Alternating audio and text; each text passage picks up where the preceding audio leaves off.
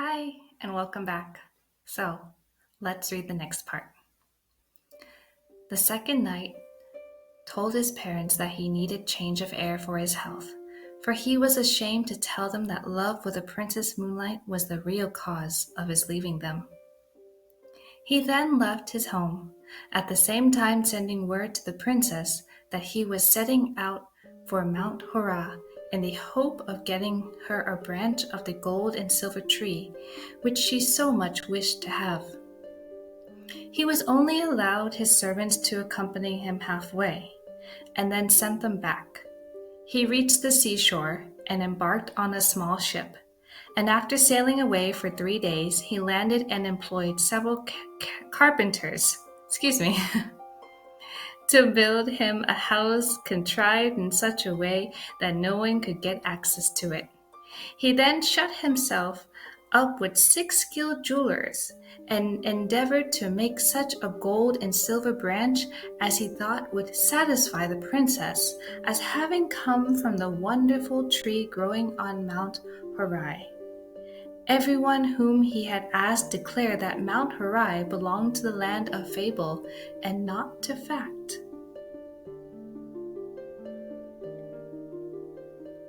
When the branch was finished, he took his journey home and tried to make himself look as if he were wearied and worn out with travel.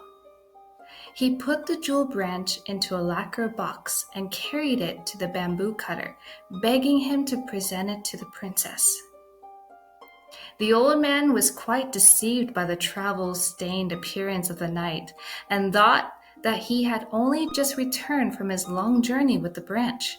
So he tried to persuade the princess to consent to see the man, but she remained silent and looked very sad. The old man began to take out the branch and praised it as a wonderful treasure to be found nowhere in the whole land.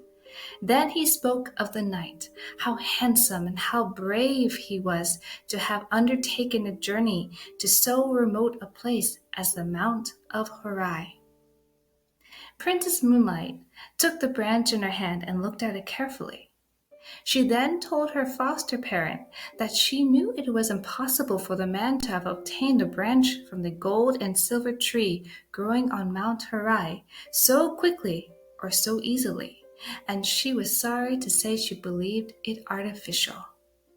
The old man then went out to the expectant knight, who had now approached the house, and asked where he had found the branch. Then the man did not scruple to make up a long story. 2 years ago, I took a ship and started in search of Mount Horai. After going before the wind for some time, I reached the far eastern sea. Then a great storm arose, and I was tossed about for many days, losing all count of the points of the compass, and finally we were blown ashore on an unknown island. Here, I found the place inhabited by demons who at one time threatened to kill and eat me. However, I managed to make friends with these horrible creatures, and they helped me and my sailors to repair the boat, and I set sail again.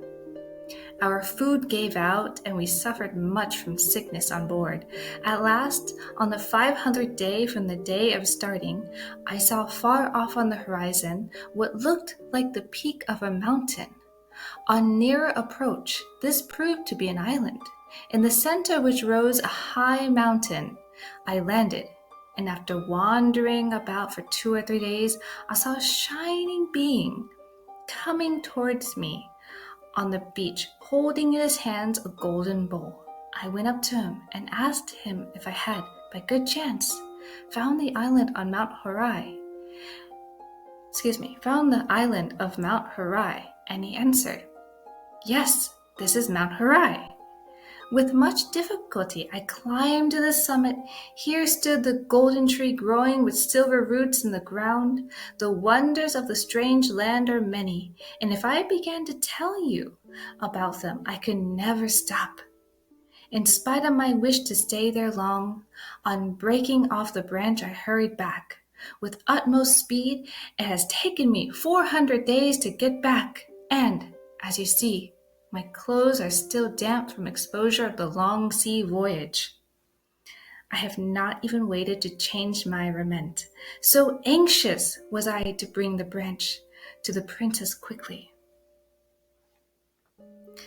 Just at this moment, the 6 jewelers, who had been employed on the making of the branch, but not yet paid by the knight, arrived at the house and sent in a petition to the princess to be paid for their labor. They said that they had worked for over 1,000 days making the branch of gold, with its silver twigs and its jeweled fruit, that was now presented to her by the knight. But as yet, they had received nothing in payment. So this knight's deception was thus found out, and the princess, glad of an escape for one more importunate suitor, was only too pleased to send back the branch. She called in the workmen and had them paid liberally, and they went away happy. But on the way home, they were overtaken by the disappointed man, who beat them till they were nearly dead for letting out the secret, and they barely escaped with their lives. The knight then returned home, raging in his heart and in despair of ever winning the princess, gave up society and retired to a solitary life among the mountains. Now the 3rd knight had a friend in China, so he wrote to him to get the skin of the fire rat. The virtue of any part of this animal was that no fire could harm it. He promised his friend any amount of money he liked to ask if only he could get him the desired article. As soon as the news came that the ship on which his friend had sailed home had come into port, he rode 7 days on horseback to meet him. He handed his friend a large sum of money and received the fire rat's skin. When he reached home, he put it carefully in a box and sent it to the princess while he waited outside for her answer. The bamboo cutter took the box from the knight and, as usual, carried it in to her and tried to coax her to see the knight at once. But Princess Moonlight refused, saying that she must first put the skin to test by putting it into the fire. If it were the real thing, it would not burn. So she took off the crepe wrapper and opened the box, and then threw the skin into the fire. The skin crackled and burnt up at once, and the princess knew that this man also had not fulfilled his word. So the 3rd knight failed also. Now the 4th knight was no more enterprising than the rest. Instead of starting out on the quest of the dragon bearing on its head the 5-color radiant jewel, he called all his servants together and gave them the order to seek for it far and wide in Japan and in China. And he strictly forbade any of them to return till they have found it. His numerous retainers and servants started out in different directions, with no intention, however, of obeying what they considered an impossible order. They simply took a holiday, went to pleasant country places together, and grumbled at their master's unreasonableness. The knight, meanwhile, thinking that his retainers could not fail to find the jewel, repaired to his house and fitted it up beautifully for the reception of the princess. He felt so sure of winning her. 1 year passed away in weary waiting, and still his men did not return with the dragon jewel. The knight became desperate. He could wait no longer. So taking with him only 2 men, he hired a ship and commanded the captain to go in search of the dragon. The captain and sailors refused to undertake what they said was an absurd search, but the knight compelled them at last to put out to sea. When they had been but a few days out, they encountered a great storm, which lasted so long that by the time its fury abated, the knight had determined to give up the hunt of the dragon. They were at last blown on shore, for navigation was primitive in those days. Worn out with his travels and anxiety, the fourth suitor gave himself up to rest. He had caught a very heavy cold, and he had to go to bed with a swollen face. The governor of the place, hearing of his plight, sent messengers with a letter inviting him to his house. While he was there thinking over all his troubles, his love of the princess turned to anger, and he blamed her for all the hardships he had undergone. He thought that it was quite probable she had wished to kill him, so that she might be rid of him, and in order to carry out her wish, had sent him upon his impossible quest. At this point, all the servants he had sent out to find the jewel came to see him, and were surprised to find praise instead of displeasure awaiting them. Their master told them that he was heartily sick of adventure, and said that he never intended to go near the princess's house again in the future. Like all the rest, the fifth night failed in his quest. He could not find the swallow's shell. By this time, the fame of Princess Moonlight's beauty had reached the ears of the emperor, and he sent one of the court ladies to see if she were really as lovely as report said. If so, he would summon her to the palace and make her one of the ladies in waiting.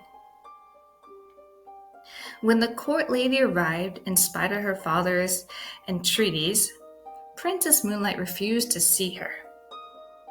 The imperial messenger insisted, saying it was the emperor's order. Then Princess Moonlight told the old man that if she was forced to go to the palace in obedience of the emperor's order, she would vanish from the earth. When the emperor was told of her persistence in refusing to obey his summons, and that if pressed to obey, she would disappear altogether from sight, he determined to go and see her. So he planned to go on a hunting excursion in the neighborhood of the bamboo cutter's house and see the princess himself. He sent word to the old man of his intention, and he received consent in the scheme. The next day, the emperor set out with his retinue, which he soon managed to outride. He found the bamboo cutter's house and dismounted. He then entered the house and went straight to where the princess was sitting with her attendant maids. All right, so I'm going to stop here for today. Next time, we will find out what the emperor will think of the princess.